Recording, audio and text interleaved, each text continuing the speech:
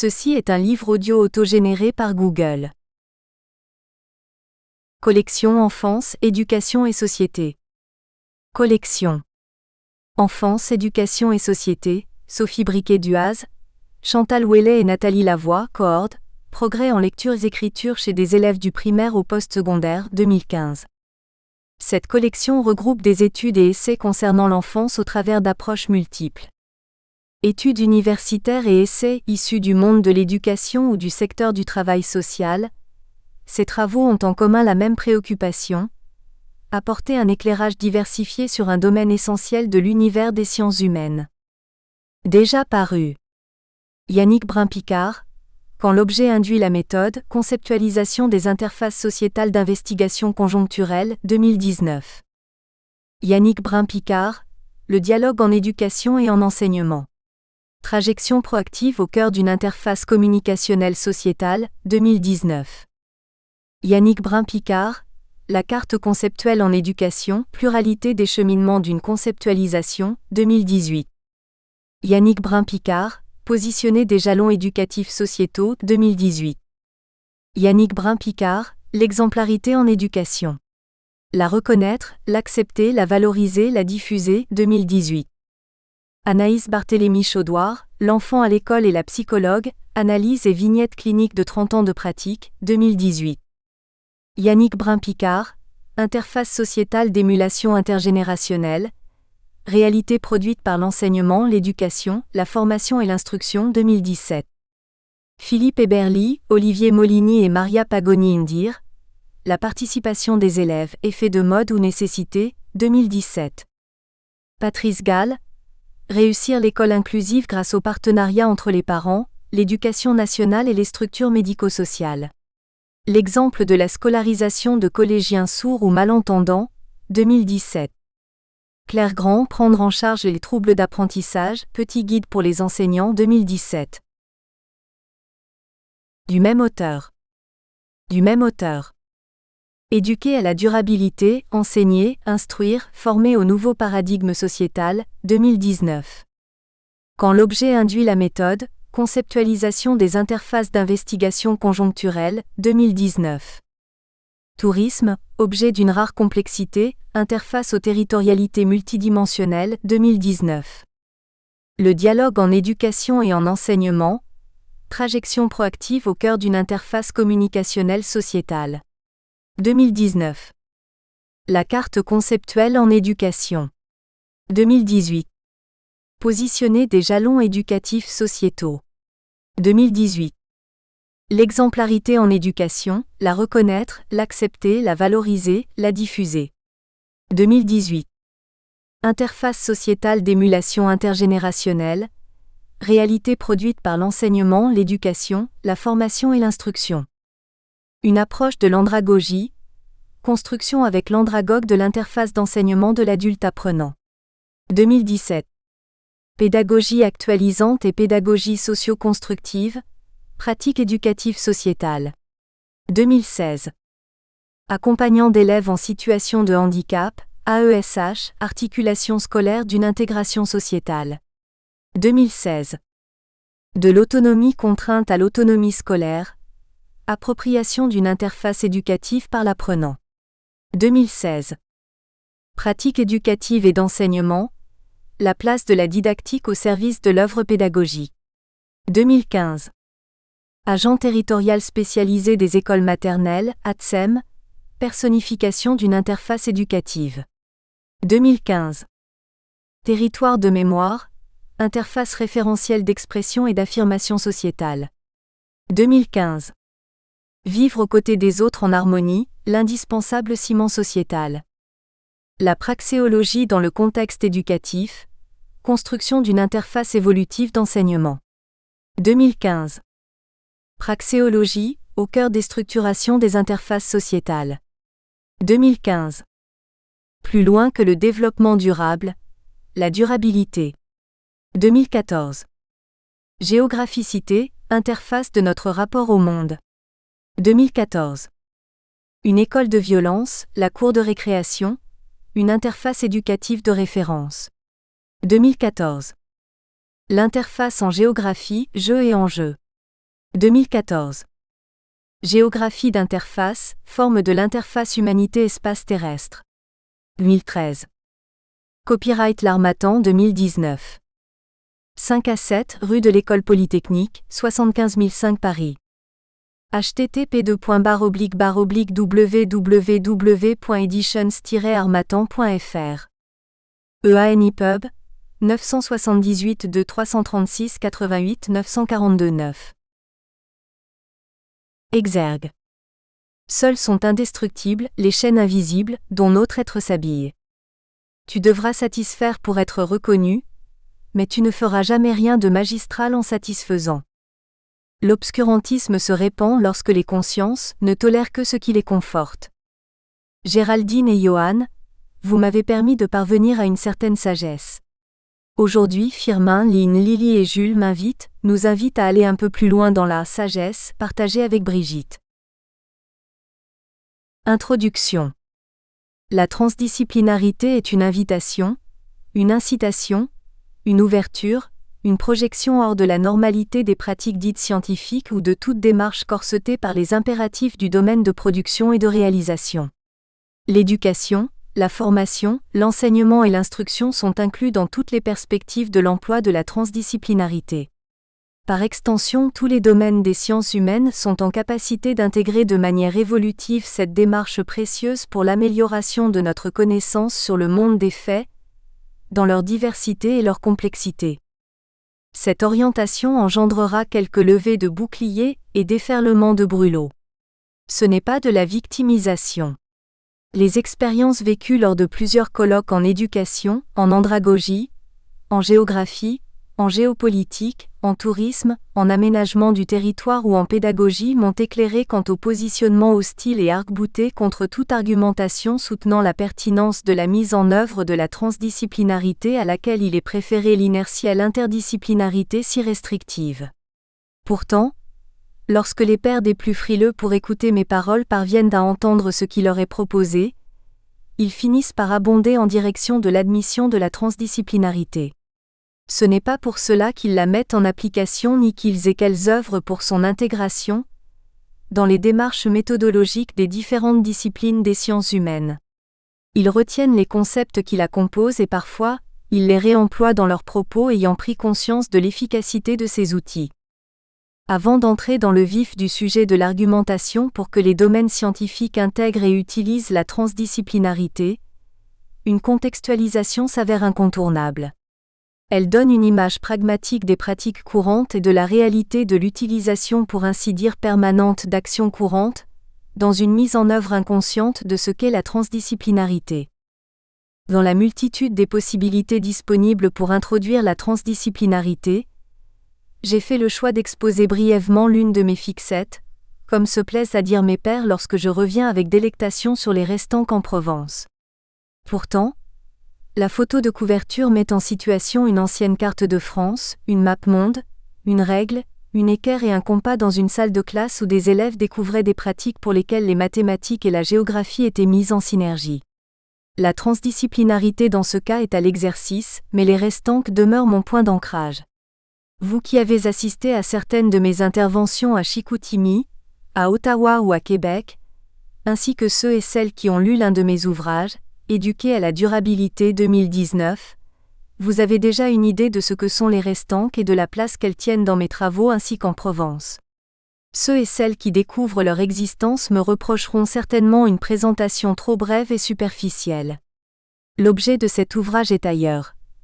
Il est de démontrer la pertinence, l'efficience, les perspectives et les projections de l'intégration de la transdisciplinarité dans les pratiques scientifiques, universitaires et globales.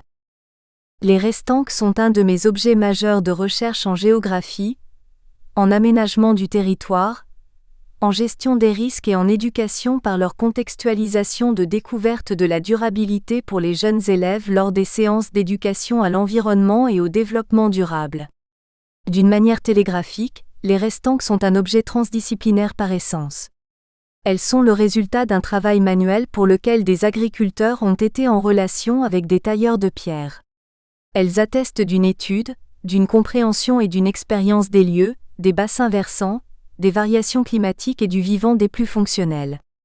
Elles exposent une volonté collective au service des individus et de l'épiderme terrestre, en s'inscrivant dans la durabilité bien avant l'heure contemporaine. Elles montrent qu'en prenant soin de notre support de vie et en œuvrant selon de principes de moindre contrainte, il est possible de valoriser des zones complexes. Enfin, elles sont des objets physiques qui démontrent l'étendue des possibles lorsque les actants interagissent dans une transdisciplinarité où chaque participant est considéré équitablement au service du tout.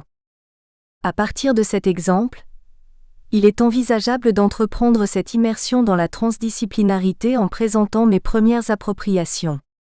Puis en prêtant attention à sa structuration pour son emploi, avec un socle conceptuel spécifique.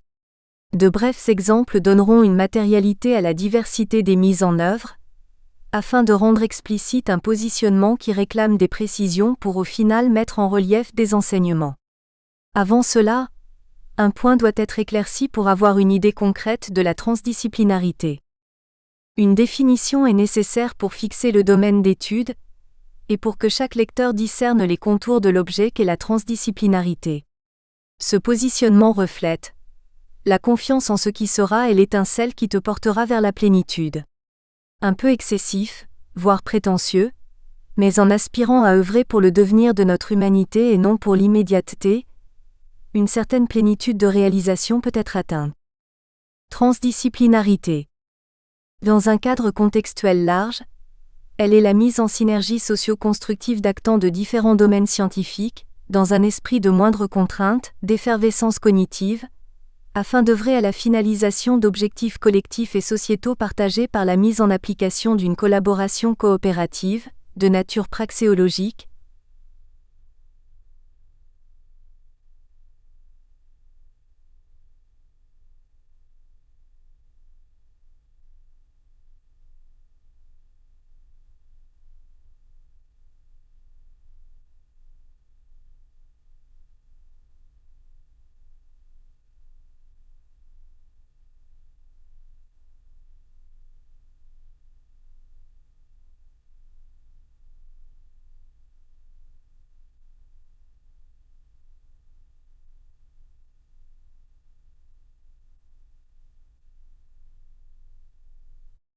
Ainsi, les sciences préservent leur identité sous l'impulsion de leurs producteurs, tout en construisant une œuvre, collective ou individuelle, responsable adaptée à une réalité que les intervenants aspirent à voir évoluer au service de la progression des savoirs.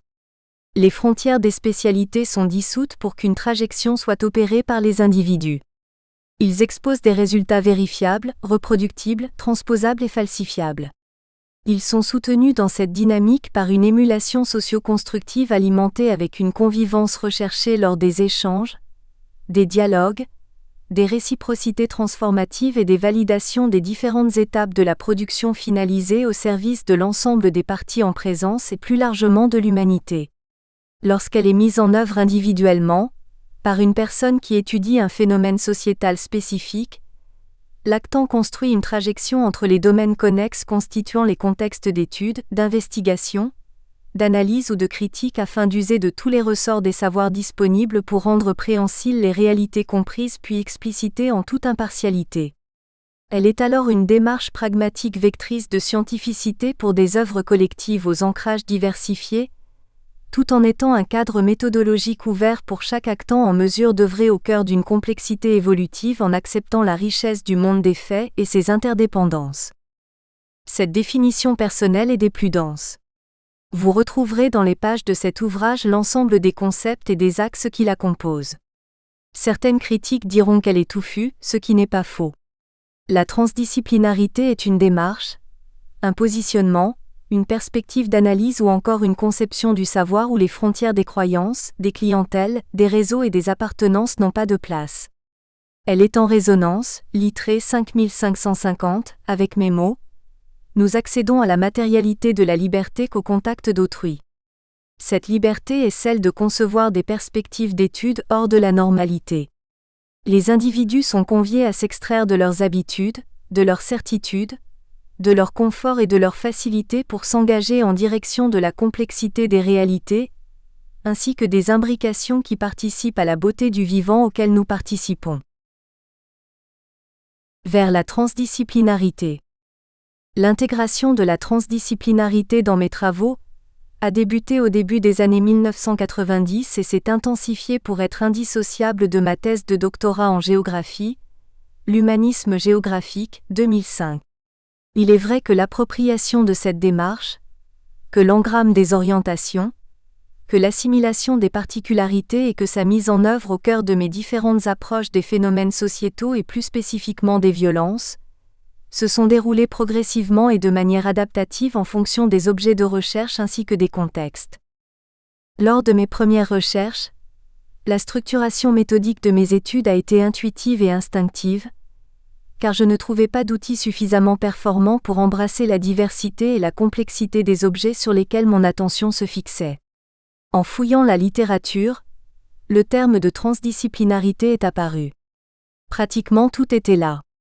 Il existe encore une démarche méthodologique pragmatique, pertinente, efficiente et humaniste qui donne à l'investigateur des faits sociétaux des axes souples pour qu'il parvienne à s'approprier ce qui peut apparaître comme étant insondable et transposable exclusivement par segments disciplinaires. L'univers universitaire n'était pas prêt à admettre et à intégrer des perspectives d'études pour lesquelles les mandarins, les experts, les spécialistes et autres producteurs ne seraient que des égaux, quelle que soit leur renommée ou le prestige des plus subjectifs de leur domaine scientifique. Aujourd'hui, des progrès quant à l'intégration de la transdisciplinarité existent. En octobre 2020, il se déroulera au Mexique, le 3e congrès mondial de la transdisciplinarité pour lequel les organisateurs précisent « L'objectif de ce congrès consiste à réunir, afin d'étudier les derniers développements théoriques et pratiques de la transdisciplinarité et de proposer de nouveaux modèles théoriques, expériences et actions pour faire face aux défis extraordinaires du XXIe siècle. » Depuis les balbutiements avec Jean Piaget et l'intensification avec Basarab Nicolescu, le mouvement pour la transdisciplinarité a acquis de la texture, de la densité, du rayonnement et de l'affirmation. Pour ma part, je n'ignore pas ces travaux et toutes les avancées du Centre international de recherche et d'études transdisciplinaires, CIRET, fondé en 1987 à Paris, car j'abonde pour ces paroles. L'ignorance volontaire est le luxe dans lequel se vautrent les médiocrates. Je demeure attaché pour ne pas dire soudé à une mise en œuvre contextualisée et accessible à tout un chacun. C'est pour cela que j'expose l'étincelle de l'effervescence initiale, fermement liée à une conception de la scientificité. Elles sont indissociables d'un positionnement particulier qui est le néo-socio-constructivisme induit en partie par la praxéologie, Brun-Picard, 2015. L'étincelle de l'effervescence initiale. Le manifeste de Basarab Nicolescu, 1996, aurait pu être synthétisé en quelques dizaines de lignes. Une telle option aurait été déplacée et contre-productive. Toutefois, son influence à l'étincelle initiale est des plus conséquentes, car cet ouvrage fixe les articles de la Charte de la transdisciplinarité, 1996, 215 à 229. Ils ont orienté mes travaux en sciences humaines et mes positionnements épistémologiques en géographie et en sciences de l'éducation, depuis plus de 2 décennies. Il n'en demeure pas moins que ce manifeste a largement contribué à l'effervescence initiale de la conceptualisation de la transdisciplinarité, pour laquelle j'entreprends une mise en perspective que je souhaite accessible et explicite. Ainsi, la première figure conceptuelle met en avant ces facettes qui sont devenues des engrammes si profonds que je ne parviens plus à séparer les influences de mes propres productions. L'exposé est alors délicat, afin d'éviter de se fourvoyer en donnant l'illusion. Figure 1. Concevoir l'étincelle initiale. L'influence du manifeste est incontournable. Je limiterai les citations pouvant être extraites de cet ouvrage au strict minimum. Toutefois, afin de plonger sans retenue dans la transdisciplinarité, l'étendue de ces possibles est annoncée par les mots de Nicolescu, 1996-72. À la complexité de l'objet transdisciplinaire répond la simplicité infinie du sujet transdisciplinaire, tout comme la complexité terrifiante d'un seul niveau de réalité peut signifier la simplicité harmonieuse d'un autre niveau de réalité. L'étincelle initiale doit pouvoir trouver un support premier, pour que les éléments la constituant s'articulent avec cohérence aux yeux des observateurs. Il était envisageable de prendre pour point d'émergence les travaux de Vallot, 1908 et 1911, en m'attachant à une géographie sociale, mais cette option aurait trop marqué l'exposé de la transdisciplinarité. Il doit pouvoir traverser les domaines des sciences humaines. Le manifeste de Nicolescu exprime un idéal. Il donne un encadrement. Il induit un niveau de réalité. Il prône une démarche tout en incitant à l'action pour tendre vers des objectifs définis. L'auteur donne une place aux éléments, tout en refusant des actes néfastes à l'efficience de la transdisciplinarité. Un idéal de mise en application et de pratique se discerne dans les pages de Nicolescu. Il aspire à des démarches pouvant conduire à l'universalité de la transdisciplinarité, au service du développement des savoirs, et à l'amélioration de la connaissance dans tous les domaines des sciences humaines. L'ouverture sur le monde dans ses diversités suffirait à elle seule à imager cette image d'idéal. Je mets une majuscule à monde, car je lie la production actuelle à celle de ma thèse de doctorat en géographie, où la transdisciplinarité donne un accès accru aux réalités en mouvement dans le monde où nous évoluons. Ce lien est important puisqu'il atteste de la permanence de l'emploi et de la mise en œuvre pour mes travaux de la transdisciplinarité, au cœur de nombreux domaines des sciences humaines. L'ouverture sur le monde exige que l'observateur sorte de sa zone de confort pour s'approprier la multitude qui l'entoure. Pour accéder à ce monde, la diversité des filtres, des modes d'investigation, des axes d'étude, des positionnements sont tout aussi importants que la diversité de la multitude qui constitue le tout donné à étudier. Pour cela, un certain détachement, lequel annonce la distanciation empathique chère à ma méthodologie, est attendu et exigé. Le détachement transdisciplinaire favorise une césure avec les habitudes. Il contribue par des réentrées fonctionnelles à simplifier l'écoute des faits et des mots afin d'entendre ce qui est exprimé, au-delà des évidences et des convictions. Sur cette base, les actants œuvrent pour accepter les différences ainsi que les incomplétudes tout en étant en capacité de partager leurs acquis ainsi que leurs projets. Alors, la transdisciplinarité est conçue au service de la vie dans sa pluralité. Afin de se préserver de toute déliquescence et de toute dissolution, un encadrement pragmatique s'impose.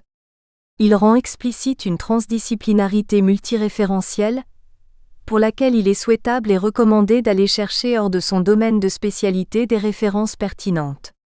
Elle est conçue pour être une pratique multidimensionnelle, ce qui permet aux pratiquants de ne pas s'enfermer dans des frontières infranchissables. Simultanément, elle s'inscrit dans une conception transhistorique pour simplifier les lectures des faits. Sa nature transnationale et transculturelle est consubstantielle à sa mise en application au contact de l'universalité. Les niveaux de réalité se dessinent en réponse au positionnement et aux axes d'action de la transdisciplinarité. Ils sont initialisés par le positionnement et l'implication de l'intervenant. L'implication est celle de l'actant au contact des faits qu'il s'efforce de rendre explicites. Pour cela, l'interdépendance entre les éléments est reconnue et retenue afin de ne pas négliger la diversité et le foisonnement pouvant être présents dans une telle situation. Les acteurs et plus efficacement les actants participent au niveau de réalité auquel l'observateur a accès. Il en est de même pour les spectateurs et les victimes, car dans une perspective transdisciplinaire, les individus en présence ne sont pas ignorés.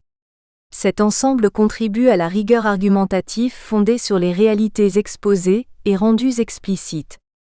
Ce manifeste prône, au moins pour ma compréhension, divers axes indissociables de toute action transdisciplinaire.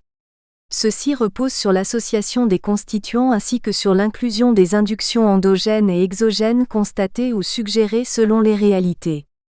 La discipline de réalisation et d'exposition est un impératif non négociable. Elle participe à la conceptualisation d'une vision lointaine, c'est-à-dire plus loin que demain matin comme le font des dogmes contemporains.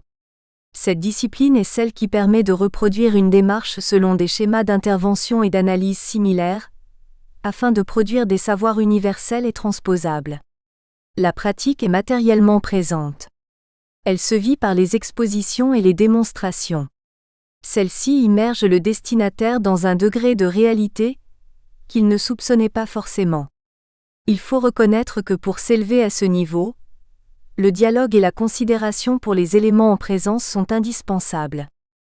Les actions attendues et orientées peuvent être mises en place. Elles visent à l'exposition des articulations propres au phénomène disséqué par la transdisciplinarité. Il devient aisé d'entreprendre une hiérarchisation des constituants pour soutenir une perception sans qu'elle soit tronquée par la norme. Cela indique que le producteur transdisciplinaire rend explicite et préhensile l'organisation des faits et des phénomènes. Il démontre la pertinence de sa sélection en réponse aux ancrages pris pour argumenter ses propos. Ainsi, les actions transversales deviennent beaucoup plus faciles. Elles balayent les frontières disciplinaires pour entrer en transdisciplinarité. Les relations relevées annoncent des actions qui traversent les situations pour enrichir l'œuvre exposée. C'est pour cela que dans ce manifeste sont refusés des positionnements tels que la rigidité et l'inertie. Il est inconcevable que la rigidité et l'inertie viennent entacher une action transdisciplinaire, ce qui hélas existe pour les pratiques contemporaines. Là, le nombre de mes critiques vient de subir une augmentation exponentielle, aucune importance. Le refus est aussi celui des dogmes des écoles de pensée. Ils sclérosent toute évolution et condamnent l'évolution des savoirs à une stérilité destructrice par lâcheté. Le formalisme, l'enfermement et la spécialisation sont des refus qui animent la transdisciplinarité.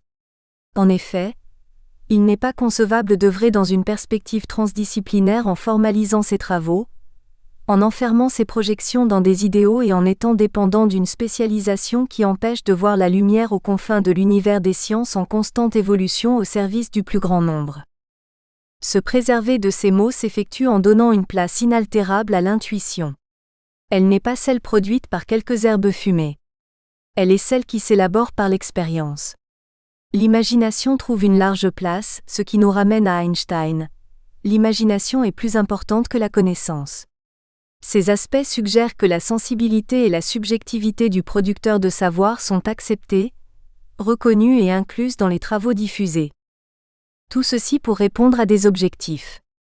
La tolérance pour la différence et la diversité oriente l'ensemble.